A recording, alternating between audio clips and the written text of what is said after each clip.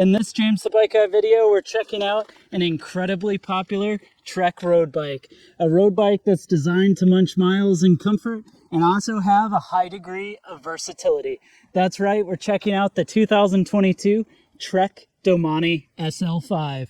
And in this video, we're going to go into the features and designs of this carbon fiber 105 component road bike, as well as find out exactly what it weighs. So if this kind of thing is interesting to you, I suggest you sit back, relax, and let's check out this bike together. The Trek Domane series has been a super popular road bike series from Trek, dating back quite a few years now, where they first came out with it to compete against the other endurance bikes out on the market.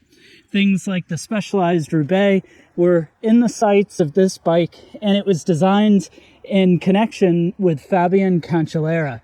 And so this bike was really designed around being able to do the cobblestone-like events on the Tour de France, be able to have lots of comfort and speed, but also have a bike that allows a rider to be refreshed at the end of their ride. And so to be able to do that, Trek has employed a few characteristics of this bike, really focused around comfort. And to start into that, what we want to talk about is something called IsoSpeed.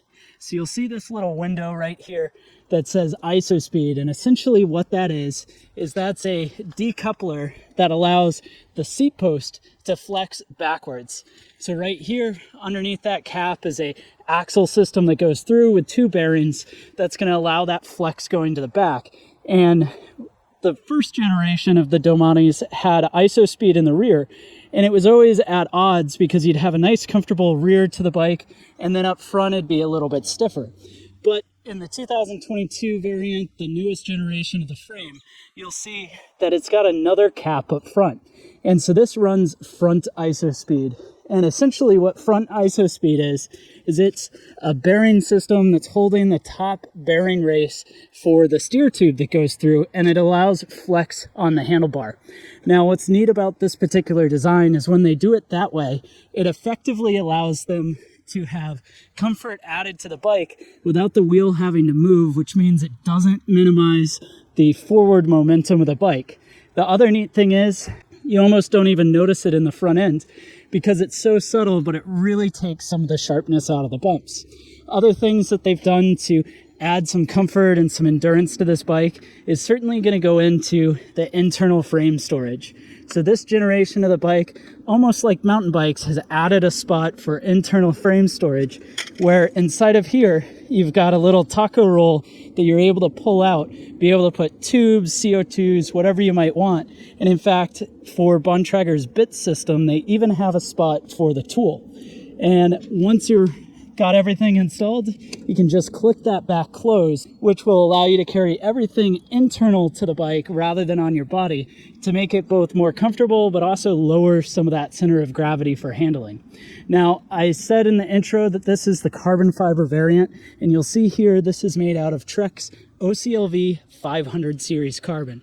That's their mid-level carbon grade, and in fact, this bike is also going to come in aluminum variants as well as an SLR higher-end carbon variant. And on the carbon bike, you get these nice sleek lines, nice comfortable shape and fit to the frame. In the back, it's going to be 12 by 142 millimeter through axle. It does have a threaded T47 bottom bracket, and then up front you're going to get a carbon fiber OCLV fork, which runs 12 by 100 through axle up front. And the neat thing with through axle in the front and the rear is that helps both stiffen up the bike, but the other thing it does for it is it allows it to be even easier to take the wheels in and out. Now, going on from that, tire clearance is pretty solid for 2022 with up to 38 millimeters of tire clearance. So lots of room inside of the frame to be able to add some nice cushy tires, because believe it or not, you can typically get more comfort out of a larger tire than any of the frame features. Now you add those frame features in with big tires and it's going to really help it out. And the last thing to talk about is the integrated seat post. So you'll see the post does go into the frame, but it's kind of a unique system with two bolts there. We see this on their Amanda series as well as the Madone. And by doing that, it can integrate with the IsoSpeed in the rear end of the bike, helping out with comfort even more. Going into the cockpit of the bike, you'll notice here it's going to be all aluminum componentry from Bontrager. So this has Bontrager's Comp alloy handlebar, which is going to be a short and shallow reach handlebar, meaning that your drop from the top of the bar down to the lower portion is going to be nice and short with a short reach, allowing for a real comfortable position. And then they're going to have their alloy blender stem. And the neat thing with this blender stem is effectively it allows you to add all sorts of attachments for running a computer, a light, things like that, integrated directly into the stem to keep things nice and tidy. And then going to the back is going to be Bontrager's Verse saddle. This is going to have a relief in the center to help with blood flow downstairs, a little bit of cushioning, and steel rails mounted up on that carbon fiber integrated seat post we talked about earlier. Moving into the drivetrain of the bike, we'll see that the SL5 version operates using a Shimano 105 drivetrain. And 105 employs most of the technology of the top-end versions of Shimano at a much more affordable price point. And to start with that, we've got their Shadow rear derailleur, which has this B-link that allows it to kind of pull to the back and a little bit further into the frame, minimizing if the bike were to fall over, damage, or things like that. But it also allows an operation of up to a 34-tooth rear cassette. So here we've got an 11 to 34-tooth spread, and that type of spread is going to give super wide range, especially when mated up front with this 105 crankset operating a 50-34 tooth. Now, to geek that out just a little bit, what that means is you can end up with a 1-to-1 ratio where the climbing capability of this is going to be super strong, matched up with a 50 and 11 Outback is going to help make sure that you still have top end speed as well. Operating those gears is of course going to be the Shimano 105 shifters. So this is a shift and brake lever. So inside button is going to bring you to a harder gear, whole lever over is going to bring you to an easier gear.